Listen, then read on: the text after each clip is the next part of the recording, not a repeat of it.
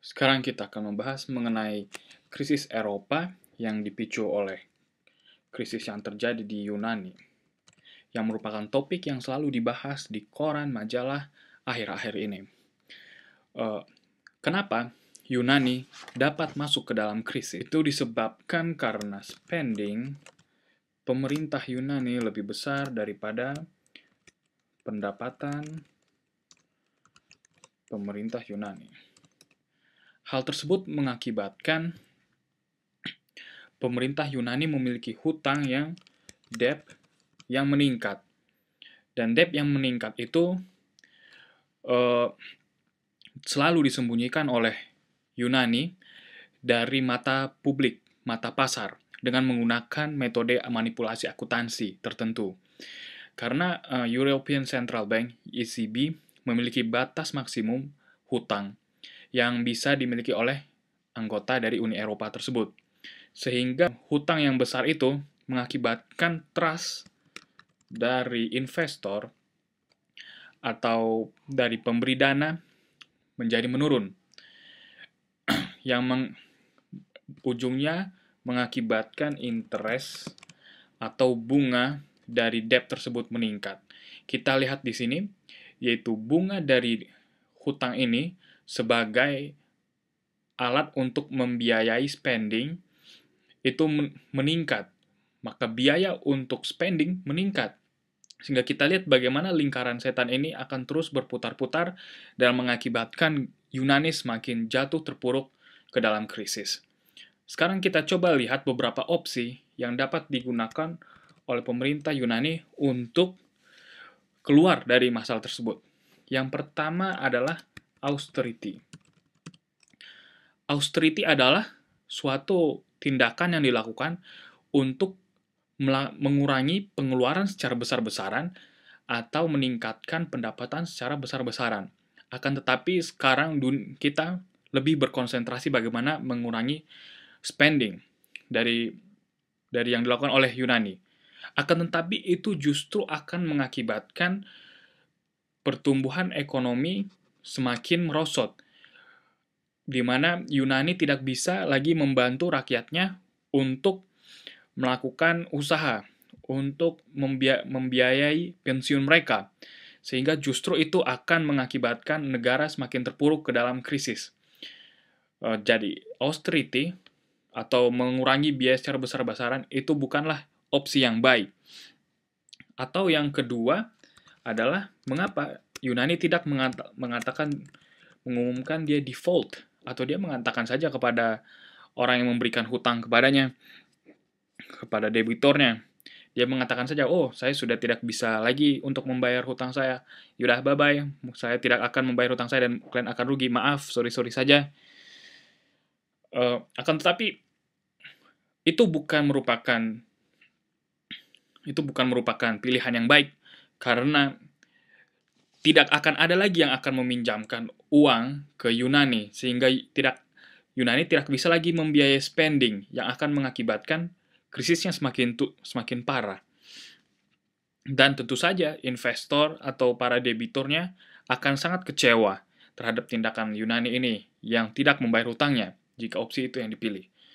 Dan opsi yang ketiga adalah kita anggap saja di mana Yunani memiliki bank sentralnya sendiri, sehingga Yunani dapat mencetak mata uangnya sendiri.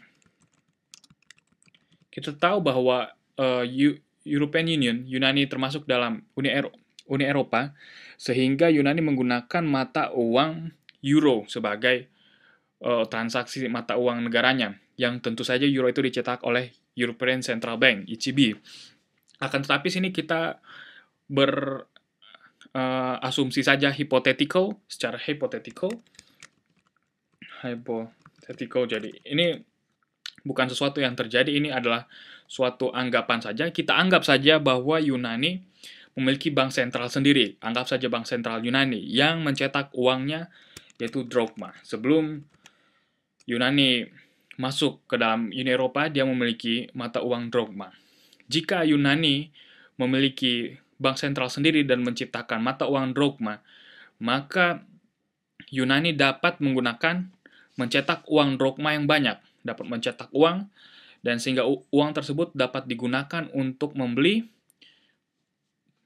obligasi pemerintah. Uang yang dicetak oleh bank sentral Yunani dapat digunakan untuk membeli obligasi pemerintah.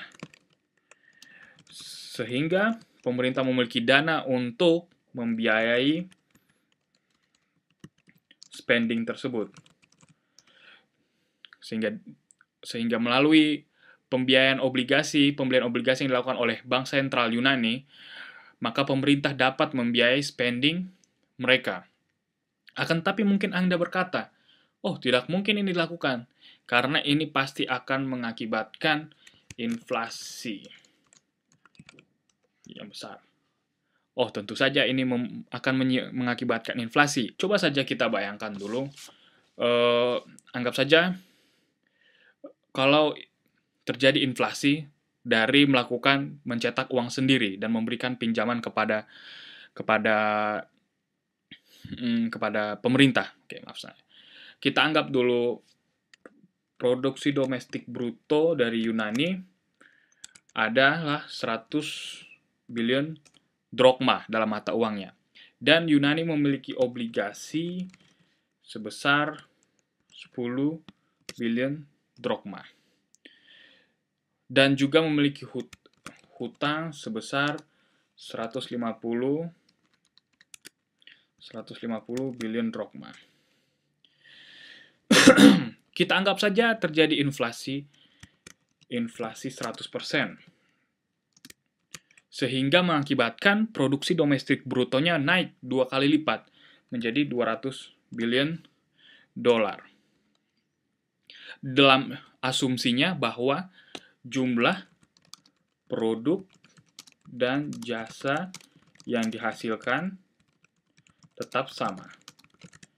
Sehingga naiknya produksi domestik brutonya menjadi 2 kali lipat, yaitu 200 billion dolar. Akan tetapi inflasi tersebut tidak akan mempengaruhi obligasi. Hutang kita tetap 10 billion dolar meskipun inflasi naik 100%. Ini akan lebih memudahkan pemerintah meskipun dengan hutang uang sebesar 10 billion dolar, kita hanya akan dapat membeli barang setengah dari sebelum inflasi. Akan tapi lebih mudah bagi pemerintah untuk melakukan hal tersebut daripada harus memotong uang pensiun dari masyarakat sebesar 50%. Tentu saja masyarakat tidak akan terima. Inflasi tersebut tidak akan mempengaruhi hutang, di mana hutang akan tetap sebesar 150 billion drachma. Jadi, kita lihat di sini, coba Anda pikirkan sendiri, manakah yang merupakan pilihan yang terbaik? Apakah default, austerity, atau Yunani mencetak uang sendiri? Lalu mungkin yang perlu kita pikirkan adalah, mengapa orang sangat takut Yunani akan bangkrut? Kenapa banyak sekali orang yang memikir untuk membail out Yunani tersebut? Mungkin kita akan membahas pertanyaan tersebut di video selanjutnya.